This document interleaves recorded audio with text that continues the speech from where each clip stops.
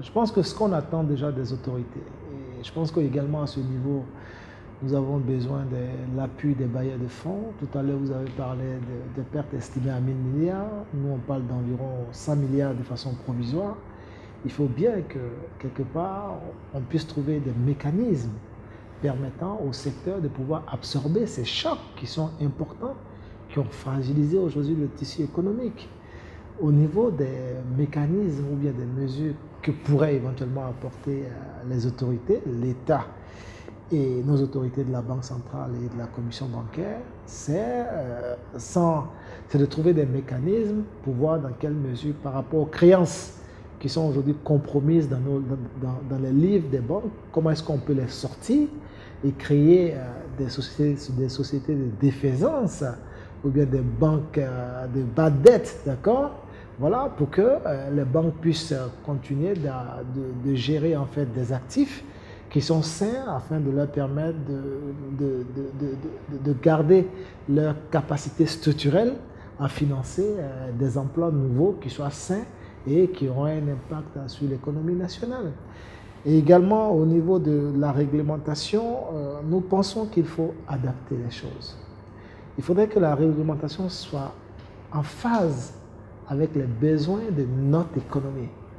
Vous savez, nos économies sont encore fragiles, hein, ont encore un gros potentiel. Comme on dit, l'Afrique est le futur. C'est ce que tout le monde dit aujourd'hui, hein, parce que bon, on s'est dit que presque tout est à refaire en Afrique. Il y a pas mal de possibilités de croissance.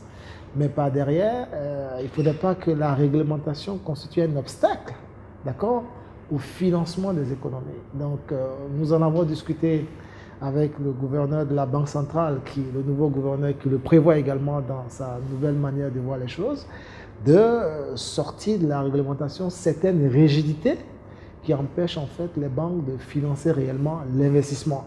Parce que c'est de ça qu'il s'agit. Je veux dire, aujourd'hui, à travers certains ratios prudentiels, nous sommes limités souvent dans notre capacité de financer l'investissement. Quand tu parles de financement d'investissement, on parle de développement, on parle de réduction de la pauvreté. Et je pense qu'en faisant cela, même les populations vont mieux comprendre le rôle des banques dans nos économies. Parce que lorsqu'on regarde les statistiques, je crois jusqu'en 2008, la quote-part des financements et des investissements financés par le secteur bancaire dans la zone UEMOA n'est pas au-dessus des 28%. Voilà, donc il y a une grosse marge. Voilà, il faut développer le financement des investissements, il faut développer le crédit bail, parce qu'au niveau du crédit bail également, nous avons des difficultés au niveau de la fiscalité et autres, tout ça pour que bon, on puisse être une économie de développement. Voilà, je pense que pour moi, c'est ça l'enjeu.